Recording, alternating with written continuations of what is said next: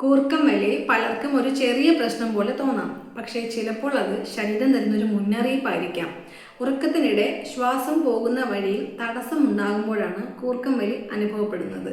അമിതവണ്ണം, സൈനസ് പ്രശ്നങ്ങൾ, തൊണ്ടയുടെ മസിൽസിലുള്ള ബലക്കുറവ്, അതുപോലെ തെറ്റായിട്ടുള്ള ഉറക്ക രീതിയും തെറ്റായിട്ടുള്ള ഭക്ഷണ രീതിയും നേസൽ ബ്ലോക്സും ഒക്കെ ഈ ഒരു കൂർക്കം വലിക്ക് കാരണമാകാറുണ്ട്.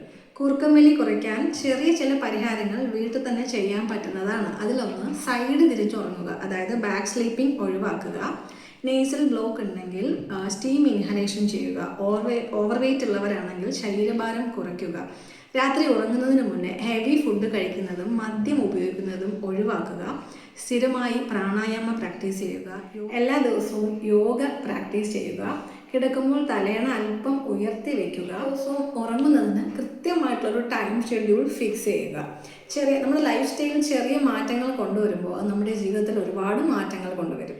എന്നാൽ ചില സാഹചര്യങ്ങളിൽ ഈ കൂർക്കം വലി വളരെ ശ്രദ്ധിക്കേണ്ടതായിട്ടുണ്ട്. അതിൽ പ്രധാനം, ഓരോ ദിവസം കഴിയും തോറും കൂർക്കം വലിയുടെ ശബ്ദം കൂടുതൽ ലൗഡായിക്കൊണ്ടിരിക്കുന്നത്, പകൽ സമയത്തും അമിതമായ ഉറക്കം, ക്ഷീണം, തലവേദനയൊക്കെ അനുഭവപ്പെടുന്നത്, BP കൂടുതലായി കണ്ടുവരുന്നത്, അതുപോലെ ഉറക്കത്തിനിടെ ശ്വാസം നിൽക്കുന്നത് പോലെ തോന്നുന്നത്, ഇങ്ങനെയൊക്കെയുള്ളൊരു സാഹചര്യങ്ങളിൽ വളരെ ശ്രദ്ധിക്കേണ്ടതാണ്, ഡോക്ടറെ കാണേണ്ടതാണ്.